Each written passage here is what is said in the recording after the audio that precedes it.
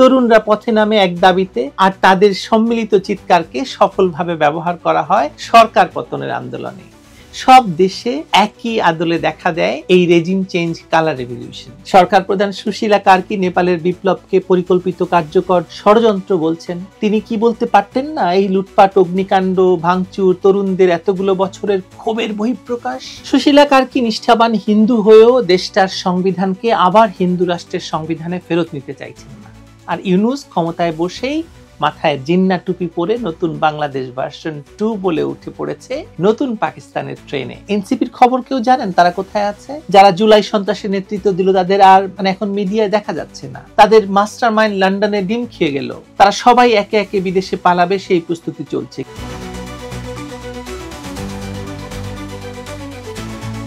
নেপালেও বাংলাদেশের আদলে জেনজির হাতে ঘটে গেল রেজিম চেঞ্জ আন্দোলন। সোশ্যাল মিডিয়া সাময়িকভাবে বন্ধের বিরুদ্ধে প্রতিবাদে রাস্তায় নেমে জেনজি নিজেদের দাবি পরিবর্তন করে দুর্নীতির কথা বলতে শুরু করলো। সোশ্যাল মিডিয়া বন্ধ হয়েছিল কেন জানেন তো না? সোশ্যাল মিডিয়া থেকে নেপাল কোনো রেভিনিউ পাচ্ছিল না, সেই কারণে বন্ধ করা হয়েছিল।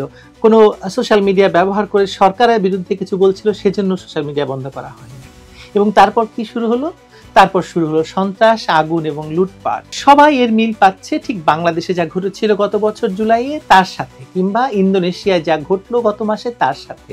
সরকারি চাকরির কোটার বিরুদ্ধে রাস্তায় নামা ছাত্ররা যেভাবে বারবার নিজেদের দাবি পরিবর্তন করে সরকার পতনের এক দফা দিয়েছিল, এভাবেই দেশে দেশে রেজিম চেঞ্জ আন্দোলন ঘটানো হয় তরুণদের দিয়ে, যাকে ডাকা হয় কালার রেভলিউশন বলে। তরুণরা পথে নামে এক দাবিতে, আর তাদের সম্মিলিত চিৎকারকে সফলভাবে ব্যবহার করা হয় সরকার পতনের আন্দোলনে। সব দেশে একই আদলে দেখা দেয় এই রেজিম চেঞ্জ কালার রেভলিউশন। ব্যাপারটা মজার, তাই না? আসুন বাংলাদেশের জুলাই সন্ত্রাসের সাথে একটু তুলনা করে দেখি নেপালের ঘটনার। যেসব ছবি ও ভিডিও আমাদের চোখে পড়েছে তাতে বাংলাদেশের এক মাসের আন্দোলনে যা হয়েছে তা নেপালে হয়েছে মাত্র কয়েকদিন ব্যাপী। এখন অবধি 70 জনের বেশি নিহত হয়েছে বলে খবর এসেছে। এর মধ্যে 3 জন পুলিশের মৃত্যুর খবর এলেও বাংলাদেশে যেভাবে পুলিশ সদস্যদের হত্যা করে ঝুলিয়ে রাখা হয়েছিল সেভাবে পুলিশ হত্যার খবর কিন্তু আসেনি নেপাল থেকে। বাংলাদেশে কোটা আন্দোলনকারীরা কারাগার ভেঙে কয়েদিদের মুক্ত করে দিয়েছিল। নেপালে কারাগার থেকে কয়েদিরা পালানোর সময় সেনাবাহিনী তাদের আটকায় এবং সেখানেও পালাতে গিয়ে গুলিতে কয়েকজন নিহত হয়। হ্যাঁ, সেনাবাহিনী প্রসঙ্গ নেপালেও এসেছে। অবশ্যই একটা দেশের আইন শৃঙ্খলা সামলানোর দায়িত্ব যখন যার হাতে এসে পড়ে তখন তারই সেই দায়িত্ব পালন করতে হয়। নেপালে যেমন এখন ঘোষণা দেওয়া হয়েছে যে কারাগার থেকে পালানো যারা পালাতে পেরেছিল তাদেরকে কারাগারে ফেরত না আসলে অভিযান চলবে। নেপালে অন্তর্বর্তী প্রধানমন্ত্রী হিসাবে দায়িত্ব নেওয়া সাবেক প্রধান বিচারপতি সুশীলা কার্কি বলেছেন, জেনজি আন্দোলনের অগ্নিসংযোগ এবং ভাঙচুরের ঘটনাগুলো দেশের বিরুদ্ধে ফৌজদারি অপরাধ হিসেবে বিবেচিত হবে। সিংহ দরবারে প্রধানমন্ত্রীর কার্যালয় থেকে দেওয়া বক্তব্যে তিনি বলেন, এসব ফৌজদারি অপরাধের তদন্ত করা হবে।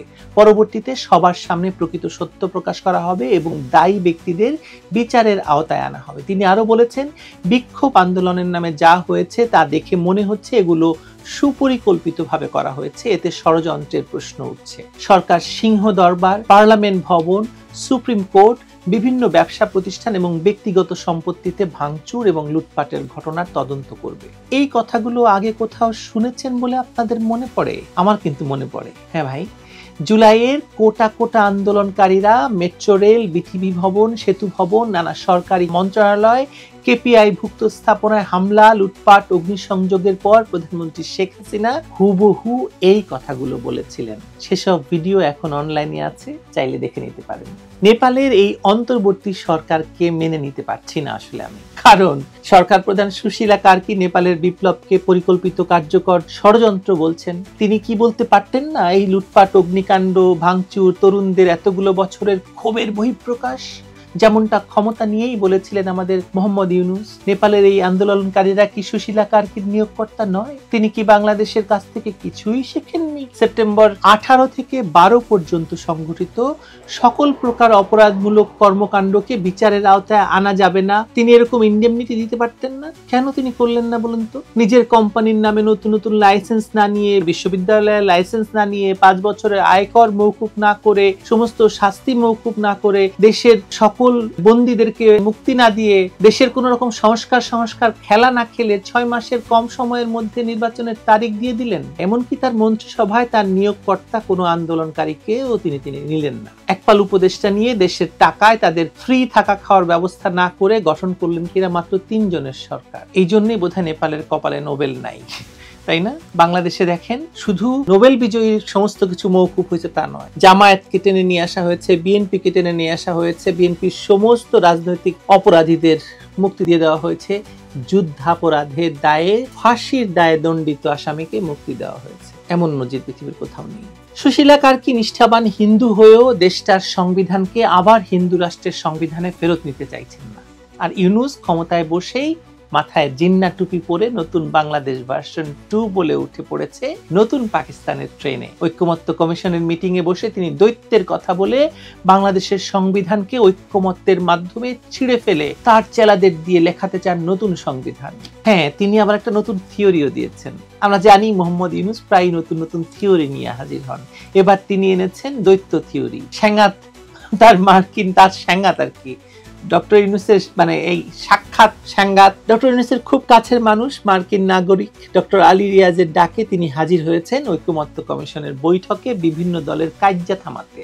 দ্বৈত থিওরি মতে তিনি বলেছেন, ঐক্যমত্যে পৌঁছে নির্বাচন করার প্রতিশ্রুতি নিলেই নাকি দ্বৈত এসে নির্বাচন সফল করে দেবে, তাদের মনের আশা পূরণ করে দেবে, এবং সেই দ্বৈত স্বৈরাচার ফেরত আসার সমস্ত পথ নাকি বন্ধ করে দিয়ে বাংলাদেশকে একেবারে বদলে দেবে। দৈত্য ইউনূসকে কথা দিয়েছে। কেমন দেখতে এই দৈত্য? এই দৈত্যের গায়ের রং কি সাদা? বাড়িধারায় অফিস করে নাকি এই দৈত্য, নাকি ওয়াশিংটনে? একবার নির্বাচন করে ফেলতে পারলে নাকি বাংলাদেশে আর ডাইনে বায়ে তাকাবে না, একেবারে রকেটের মতো ফুস করে উপরে উঠে যাবে। তার দৈত্য তাকে কথা দিয়েছে এবার নাকি সে দুনিয়া পাল্টে ফেলবে। তিনি বলেছেন এটাই একমাত্র সুযোগ, এই সুযোগ আর জীবনে আসবে না। আলাদিনের সেই দৈত্য আর ফিরে আসবে না। সে একবারই জিজ্ঞেস করবে, আর জিজ্ঞেসও করবে না, আর আমরা সুযোগও পাবো না। কাজেই এবারই যেন আমরা সেটা সমাপ্ত করতে পারি। বুঝুন মানে কি মাথা খারাপটা হয়ে গেছে ডক্টর ইউনূসের। এরকম সুযোগ নাকি আর কখনো আসেনি। আগেও তো এই সুযোগ এসেছিল 1/11-তে, কিন্তু তখন তিনি এভাবে জেনজির কাঁধে চড়তে পারেননি। তখনকার জেনজিরা আসলে এই জেনজির মতো এতটা ভয়ঙ্কর ছিল না। ইউনূসের অরাজনৈতিক ভাবে ক্ষমতায় যাবার ইচ্ছা বরাবরই ছিল, তা তো তিনি 1/11 সরকারের সময় সুযোগ বুঝে এভাবেই প্রকাশ করে ফেলেছিলেন। মনে আছে আপনাদের? তিনি রাজনৈতিক দলও গঠন করেছিলেন সে উদ্দেশ্যে। তার আবার তখন হাউস ছিল লম্বা সময় ক্ষমতায় থাকা। জেনারেল মইনুল আহমেদের লেখা বইতে এর উল্লেখ আছে, আপনারা পড়েছেন, মানে যারা পড়েছেন তাদের মনে থাকার কথা। কত ব্যবসায়িক ধান্দা তার মাথায়, তার পশ্চিমা প্রভুদের দেওয়া কতগুলো অ্যাসাইনমেন্ট তার কাঁধে। অল্প সময়ে কি হয় বলেন? ইউনূস যদি জানতো সেই কেয়ারটেকার 2 বছর টিকে যাবে, তাহলে কি সেই সুযোগ তিনি সে সময় ছাড়তেন? আমার মনে হয় না। তবে এবার সত্যি তিনি সুযোগ ছাড়বেন না বা ছাড়ছেন না। আওয়ামী লীগের অনুপস্থিতিতে মুক্তিযুদ্ধ, ইতিহাস এবং দেশের মূল সেকুলার চরিত্র সব বদলে ফেলে দেশটাকে একটি ধর্মবাদী, ঘৃণাশ্রয়ী রাষ্ট্র হিসাবে প্রতিষ্ঠা করতে ডক্টর ইউনূসের মতো সর্দারের নেতৃত্বে কাজ করছে আমাদের দেশের সুশীল সমাজের একটি অংশ। নেপালের মতো নয় তারা। আপনাদের মনে প্রশ্ন আসে না যে বাংলাদেশের এই চিহ্নিত সুশীলরা কেন সুশীলা কার্কি হতে পারলো না? কেন তারা কেউ বাংলাদেশ রাষ্ট্রের সংবিধান অক্ষুণ্ণ রাখার পক্ষে কথা বলছে না? রাজনৈতিক দল হিসেবে বিএনপি বলছে, বিএনপিকে ধন্যবাদ সেজন্য, কিন্তু এই সুশীলরা কেন বলছে না? তাহলে তো খুব দ্রুত একটা অবাধ এবং সুষ্ঠু নির্বাচন হতে পারতো দেশে। কেন তারা খুব সুন্দরভাবে গোল টেবিল বৈঠক করে দেশটাকে উগ্র ধর্মান্ধ জঙ্গিদের হাতে তুলে দিতে চাচ্ছে বলুন তো? জেনজির করা সকল ফৌজদারি অপরাধের উপর বসে তারা আজ সংবিধান পরিবর্তনের ঐক্যমত্যে পৌঁছাতে চাইছে। মনে রাখা উচিত, কোনো ফৌজদারি অপরাধ তামাদি হয় না, তাই জুলাই সন্ত্রাস কখনো তামাদি হবে না। এদের অপরাধের বিচার হবেই, আমি নিশ্চিত। সেই ভয়েই এই দৈত্য থিওরি নিয়ে হাজির হয়েছেন ইউনূস। ইউনূস ও তার চেলারা মনে করছে দেশ ওলট পালট করে দিয়ে হয়তো এরা এই বিচার ঠেকাতে পারবে। দেখুন এর মধ্যে এনসিপি কোথায়? মানে এনসিপির খবর কেউ জানেন তারা কোথায় আছে? যারা জুলাই সন্ত্রাসের নেতৃত্ব দিল তাদের আর মানে এখন মিডিয়ায় দেখা যাচ্ছে না। তাদের মাস্টার মাইন্ড লন্ডনে ডিম খেয়ে গেল। তারা সবাই একে একে বিদেশে পালাবে সেই প্রস্তুতি চলছে, কিন্তু বিদেশে গিয়েও বাঙালির হাতে ধরা খাবে না তো তারা?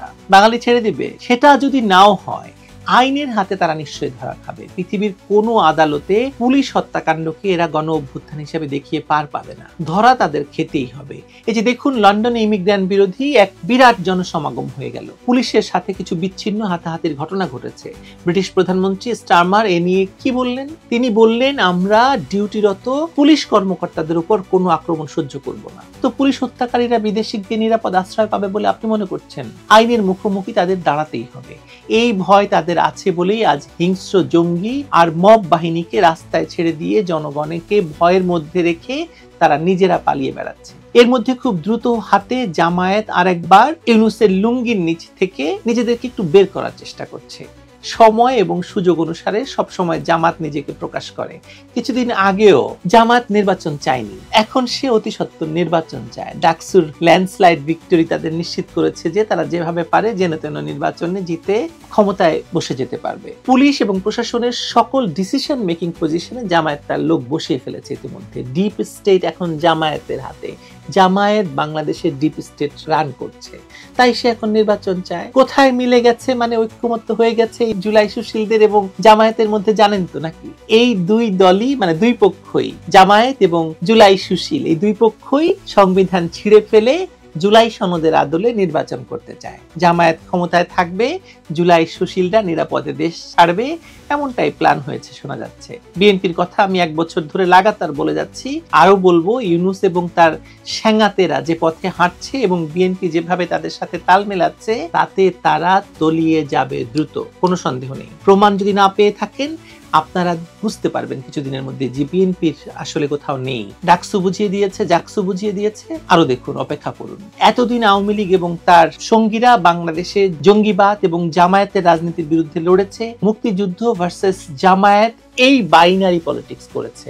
এখন মতিউর রহমান, মাহফুজ আনাম, দেবপ্রিয় ভট্টাচার্য, সাকিদের ব্যানারে আওয়ামী লীগের চেয়ারটা দখল করে সেই বাইনারির পলিটিক্স করতে চাইছে কারা বলুন তো? পত্রিকায় ছবি উঠেছে, দেখুন, দাঁত বের করে তোলা জুলাই সুশীলরা বসে সিদ্ধান্ত নিচ্ছে, কথা বলছে, যারা কিনা এর আগে ছিল ১/১১ সুশীল। আওয়ামী লীগের বিরুদ্ধে অনেকের অভিযোগ ছিল কেন তারা জামায়াতকে জিয়ে রেখে তাদের বিরোধিতা রাজনীতি করে। জামায়াত তো দৃশ্যমান ছিল না, সবাই বলে, লুঙ্গির তলে কিংবা হেলমেট হয়েছিল। তবু আওয়ামী লীগ কেন জামায়াতের কথা বলে বাইনারি তৈরি করত? এখন দেখুন তো এরা কি করছে, এরাও বাইনারির খেলা খেলছে। আগে তারা জামাতকে হালালিকরণ করে লাইমলাইটে নিয়ে এসেছে, এখন জামায়াতের বিরুদ্ধে খেলার অভিনয় করছে। সেই বাইনারির রাজনীতির নাটকটি মঞ্চস্থ করতে চেষ্টা করছে তারা।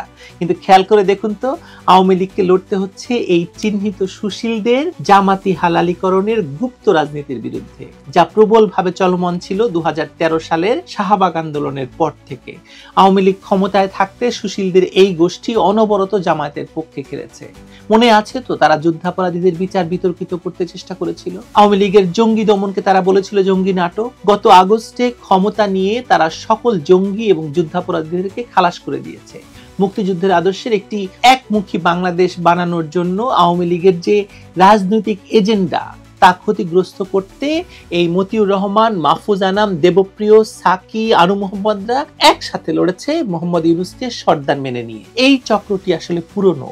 ইউনূস 2024-এর আগ পর্যন্ত ছিল এই চক্রের গুপ্ত সর্দার, আর এখন তিনি হয়েছেন তাদের চারপাশে বসিয়ে দৈত্যের গল্প শোনানোর সেই বুড়ো ভাম, বুড়ো সর্দার। শোনা যায় ১/১১ সময় মতিউর রহমান, মাহফুজ আনামের এই সুশীল চক্রটি এতটাই এগিয়ে গিয়েছিল যে কোন আসনে কে দাঁড়াবে, কাকে কাকে নমিনেশন দেওয়া যায় ইউনূসের পক্ষে, তাও গোপন লিস্ট করে সেনা সরকারকে দিয়েছিল। দুঃখের ব্যাপার, কেউ সেবার ইউনূসকে সাড়া দেয়নি। এবার পরিস্থিতি ভিন্ন। তাদের খেলার দক্ষতা বেড়েছে, অভিজ্ঞতা বেড়েছে। এবার ওনারা আরো শিক্ষা নিয়েছেন অতীত থেকে। এখন মাহফুজ আনাম কলাম লেখেন, প্লিজ ইউনূস, আপনি আমাদের ছেড়ে যাবেন না। আর মতিউর রহমান নিয়মিত জুলাই সুশীলদের নিয়ে অনুষ্ঠান আয়োজন করেন। এবার তারা দেশটাই বদলে দিচ্ছেন, সংবিধান বদলানোর সাথে কাজ করছেন। বহু কাজ বাকি ওনাদের। ইউনূসের সাথে ওনাদের নিজেদের ভয়টাও খুব মাথায় উঠেছে, বুঝতে পারছি। ওনাদের ভাব দেখে মনে হচ্ছে শুধু জামায়াত এবং জুলাই সুশীলরাই আসলে বাংলাদেশ। সচিবালয় থেকে তেজগাঁও, মানে এই কারণ বাজার পর্যন্তই আসলে বাংলাদেশ, এর বাইরে কোনো বাংলাদেশ নেই। গ্রাম থেকে শহর কোনো মানুষ আর এদের দখল করা বাংলাদেশের অংশ না। এক ভয়াবহ অগণতান্ত্রিক বাংলাদেশ। ইউনূস ও তার জুলাই সুশীলরা বাংলাদেশের মানুষকে তা দেখিয়ে দিচ্ছে। ঘুরে ঘুরে বিভিন্ন জায়গায় মিটিং হচ্ছে। এই ব্যাপারটা খুবই মজার আমার মনে হচ্ছে আর কি। এই স্বঘোষিত সরকারের মতোই নিজেরাই নিজেদের সুশীল এবং বিশিষ্ট নাগরিক হিসেবে ঘোষণা দিয়ে এরা সবাই মিলে কত সহজে সংবিধান পরিবর্তনের কাজ করছে। রং বেরঙের ব্যানারে আজ তারা প্রথম আলোর অফিসে মিটিং করছে, তো কাল ডেইলি স্টার অফিসে মিটিং করছে। আজ দ্রিকের শহীদুল আলমের নেতৃত্বে তো কাল মতিউর রহমানের নেতৃত্বে বা কোনো এনজিও মালিকের নেতৃত্বে বৈঠক হচ্ছে, সমাবেশ হচ্ছে। তাদের কি জনগণ ভোট দিয়ে নির্বাচিত করেছে সংবিধান বদলানোর জন্য? নিশ্চয়ই বইয়ের প্রকাশনীর মালিক, এনজিও মালিক, পত্রিকার সম্পাদক, কিছু শিবির কর্মী জোটবদ্ধ হয়ে সংবিধান পরিবর্তন করতে চাইবে আর তা হয়ে যাবে, এমনটা কি সংবিধানে লেখা আছে? এমনটা তো সংবিধানে লেখা নেই। এই যে সংবিধান পরিবর্তন এবং জুলাই সনদকে সংবিধানের উপরে স্থান দেওয়ার জন্য তাদের এত তোড়জোড়, তার পুরোটাই আসলে ভয় থেকে উচ্চারিত। আমি কি দেখতে পাচ্ছি জানেন? এই জুলাই ষড়যন্ত্রে যারা কুশীলব ছিল তাদের এই জুলাই সুশীল হিসাবে নিজেদের দায় মুক্তির জন্যই তাদের এই আকুল প্রচেষ্টা। এখন ইউনূসের দ্বৈত থিওরি এবং ঐক্যমত্যের জন্য কান্না দেখে আমি যা বুঝতে পারছি তা হলো ইউনূস ভয় পেয়েছে। আওয়ামী লীগের ফিরে আসার ভয় তো তার আছেই, সে তো প্রতিনিয়ত বলছে, কিন্তু এবার তা নয়। এবার যেন সে ভয় পেয়েছে বাংলাদেশের জনগণকে। শুনেছি তার নিরাপত্তা বাড়ানো হয়েছে। পুরো যমুনাকে ঘিরে বহু স্তরের নিরাপত্তা বলয় তৈরি করা হয়েছে।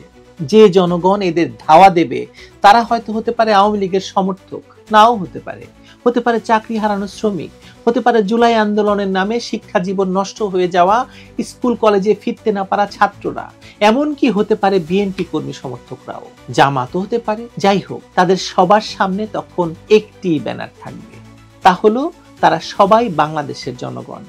এই ভয়েই ভীত ইউনূস এবং তার জুলাই সুশীল অভিনেতারা সকলেই। কারণ বাংলাদেশের জনগণ বারবার নিজ উদ্যোগে মুক্তিযুদ্ধের পথে দেশকে ফেরত এনেছে। আমার কি মনে হচ্ছে জানেন?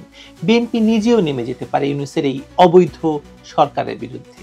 এ তো কয়েকদিন আগেই ছাত্রদল ক্যাম্পাসে জামায়াতের বিরুদ্ধে ডাকসু নির্বাচনকে কেন্দ্র করে মুক্তিযুদ্ধের পক্ষে স্লোগান দিয়েছিল, আপনাদের মনে আছে নিশ্চয়ই। তাই ডক্টর ইউনূসের দ্বৈত থিওরির আড়ালে যে ভয়, তা হলো বাংলাদেশের জনগণের ধাওয়া খাওয়ার ভয়। এই ভয়ের চাষ করছেন ইউনূস।